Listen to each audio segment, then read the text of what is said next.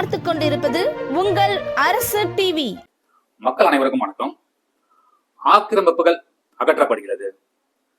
கிட்டத்தட்ட ஒரு 50 ஆண்டு காலம் தொடர்ச்சியாக வாழ்ந்து கொண்டிருக்கும் மக்கள் அந்த பகுதியில் அவருடைய வீடுகளை இடித்து அகற்றப்படுகிறார்கள். இது நேற்று டெல்லியில நடந்தது. தமிழ் மக்கள் வாழும் பகுதியில் கிட்டத்தட்ட ஒரு 500 வீடுகள் இடித்து தள்ளப்பட்டன. காரணம் பாத்தீங்கன்னா அந்த நீர்நிலைகள் ஆக்கிரமிப்பு.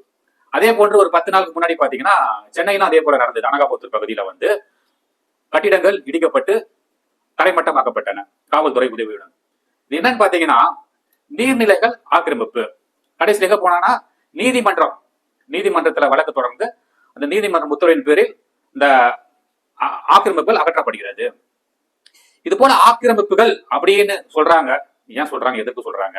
இதற்கு இந்த ஆக்கிரமிப்புகள் அப்படின்ற ஒரு வார்த்தை வருவதற்கு என்ன காரணம்? இதற்கு யார் காரணம் அப்படின்னு பாத்தீங்கன்னா முழுக்க முழுக்க அது எந்த அரசாங்கம் இருந்தாலும் சரி, யார் ஆட்சி செய்கிறாலும் சரி, அவர்கள் தான் காரணம். பாத்தீங்கன்னா ஒரு அரசு இடம் அப்படின்னு சொன்னீங்கன்னா இதை ஒரு அரசாங்க இடம், அரசாங்கம் சொந்தமான இடம் அப்படின்னா யாரும் அங்க போயிட்டு குடியேறி வீடு கட்டி வாழ முடியாது. அதுதான் உண்மை. இப்போ இந்த நீர்நிலைகள் ஆக்கிரமிப்பு அப்படின்னு சொல்றீங்க. இது கிட்டத்தட்ட ஏன் ஒரு 50 வருஷம் கழித்து இது நீர்நிலைகள் ஆக்கிரமிப்பு பொதுவாக எல்லா மாநிலத்திலும் நடக்குது இடிக்கிறீங்க. முன்னாடியே உங்களுக்கு தெரியாதா? ஒரு அதிகாரிகள் அங்க உள்ள அதிகாரிகளுக்கு இது தெரியாதா? இது அரசாங்கத்துக்கு சொந்தமான இடம், நீர்நிலை பகுதிகள் அப்படின்னு தெரியாதா? First question. ரெண்டாவது கொஸ்டின், நீங்க பாத்தீங்கன்னா அங்க பாத்தீங்கன்னா அது பொதுவா எந்த இடமா இருக்கும், அங்க சாலைகள் அமைத்து கொடுப்பது யார்? மூன்றாவது கொஸ்டின், அவர்களுக்கு நீங்கள் என்ன கொடுக்கிறீர்கள்? இபி கனெக்ஷன் கொடுக்கிறீங்க, மின்சார கனெக்ஷன் கொடுக்கிறீங்க. அதற்கு யார் காரணம்? அடுத்து போவோம். அவர்களுக்கு வாக்காளர் அடையாள அட்டை கொடுக்கிறீர்கள். அடுத்தபடியாக வாக்கு போடும் உரிமையை அந்த இடத்தில் நீங்கள் கொடுக்கிறீர்கள். பிறகு பாத்தீங்கன்னு சொன்னீங்கன்னா ஆதார் கார்டு கொடுக்குறீங்க. இப்போ எல்லா விஷயத்தையும் அதிகாரிகள் கொடுக்கிறீர்கள். அப்பொழுது இந்த ஒவ்வொரு விஷயம் நடக்கும் பொழுதும் அந்த அதிகாரிகளுக்கு தெரியாதா இது ஆக்கிரமிப்பு இடம்? இந்த ஆக்கிரமிப்பு இடத்துல நாம அவர்களுக்கு இது போன்ற விஷயங்கள் செய்து கொடுக்க கூடாது. அப்போ அங்க யார் யார் தவறு செய்யறா? மக்கள் பாவம், மக்கள் வாழ்வதற்கு இடம் இல்லாம போறாங்க.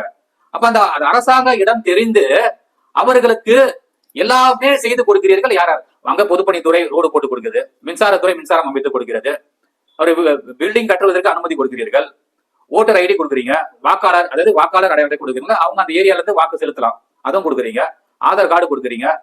எல்லாமே அரசாங்கம் செய்து கொடுக்கிறது. அதன் பிறகு பாத்தீங்கன்னா உடனடியாக கிட்டத்தட்ட ஒரு 20 ஆண்டோ 30 ஆண்டோ 50 ஆண்டு கழிச்சுதான் இவங்களுக்கு இதெல்லாம் தெரியுது. இது நீர்நிலைகள் பகுதி, இது அரசாங்க சொந்தமான இடம், ஆக்கிரமிப்புகள். அப்புறம் ஒரு நீதிமன்றத்திலிருந்து ஒரு ஆர்டர் காப்பி வாங்கிட்டு இவர்களை எல்லாத்தையும் காவல்துறை உதவியுடன் எல்லாத்தையும் நீங்க காலி பண்றீங்க. இது எவ்வளவு பெரிய பாவம், எவ்வளவு பெரிய அநியாயம், எவ்வளவு பெரிய அக்கிரமம். இது யாருக்கும் தெரிய வேணாம். முன்னாடியே அவங்க ஒரு மக்கள் போறாங்க, முன்னாடியே இது அரசாங்கம் சொந்தமான சொன்னா அவங்க எதுவுமே பண்ண போறது இல்ல. அவங்க அந்த சமயத்துல ஒரு போர்டு வச்சிருங்க, அங்க யாரும் கட்டக்கூடாதுன்னு ஸ்டார்ட்லே, அதாவது தொடக்கத்திலே நீங்க அதுக்கு ஒரு கட்டுப்பாடு விதிச்சீங்கன்னு சொன்னா யாருக்கும் எந்த நஷ்டமும் இல்ல, எந்த மன கஷ்டமும் இல்ல. அவங்களும் போயிட போறாங்க. கிட்டத்தட்ட ஒரு 50 ஆண்டு காலமாக வாழ்ந்துட்ட பிறகு அவரை இது போல அடிச்சு துரத்துவது எந்த விதத்தில் நியாயமாகும்? இது போன்ற விஷயங்கள் யாரால் நடக்கிறது? இப்போ ஒரு அரசாங்கம் அப்படின்னு சொன்னீங்கன்னா இந்த அரசாங்க அதிகாரிகள் ஒவ்வொருத்தரும் தப்பு செய்யறாங்க. அப்போ இந்த அரசாங்க அதிகாரிகள் மீது ஏன் அரசாங்கம் நடவடிக்கை எடுக்க மாட்டேங்கிறது? இதுதான் எல்லா விஷயத்திலையும் பாத்தீங்கன்னா அதிகாரிகள் தவறு செய்கிறார்கள், பாதிக்கப்படுகிறது வாக்களித்த மக்கள், வரி கொடுக்கிற மக்கள். அரசாங்கம் நடப்பதற்கு யார் உதவியாக இருக்கிறார்களோ அவர்கள் தான் பாதிக்கப்படுகிறார்கள். ஆகவே இது போன்ற விஷயங்களை முளையிலே நீங்க கிள்ளி எறிஞ்சிருங்க. ஒரு இடத்துல ஒரு ஆக்கிரமிப்பு பண்றாங்கன்னா இது அரசு சொன்ன உடனே அங்க ஸ்பாட்லே இதெல்லாம் பண்ணக்கூடாதுன்னு சொல்லிட்டு துரத்தி விட்டீங்கன்னா யாருக்கு எந்த பிரச்சனையும் இல்லை.